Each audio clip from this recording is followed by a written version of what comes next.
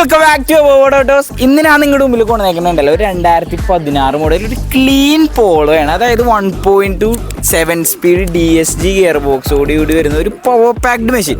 അപ്പോൾ നമ്മുടെ വണ്ടി പീച്ച് ചെയ്യുന്നത് സ്റ്റേജ് 1 ട്യൂൺഡാണ്. അപ്പോൾ അതിന് മുമ്പ് എന്താണ് ട്യൂണിങ് എന്നുള്ളൊരു ചെറിയ ഉള്ളടക്കം ഞാൻ പറഞ്ഞുതരാം. അതായത് നമ്മുടെ എൻജിൻ മെയിനായിട്ട് കൺട്രോൾ ചെയ്യുന്ന 3 ഘടകങ്ങൾ കൊണ്ടാണ്: ഫ്യൂവല്, അതേപോലെ തന്നെ എയർ, പിന്നെ സ്പാർക്ക്.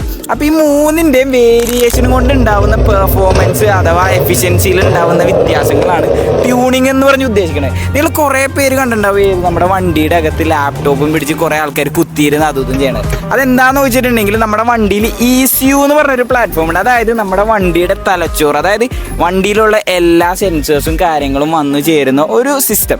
അപ്പോൾ അവിടെ കണക്ട് ചെയ്തിട്ടുണ്ടെങ്കിൽ നമ്മുടെ വണ്ടിയുടെ ഫുള്ള് നമുക്ക് ലാപ്ടോപ്പിൽ നിന്ന് കൺട്രോൾ ചെയ്യാം. അങ്ങനെ കൺട്രോൾ ചെയ്ത് നമ്മുടെ സ്പാർക്കും എയറും അതേപോലെ തന്നെ ഫ്യൂവലും എല്ലാം കൺട്രോൾ ചെയ്തിട്ട് വണ്ടിയുടെ പൊട്ടൻഷ്യൽ, അതായത് പെർഫോമൻസ് കാര്യങ്ങൾ കൂട്ടണേനാണ് ബേസിക്കലി ട്യൂണിങ് എന്ന് പറയുന്നത്.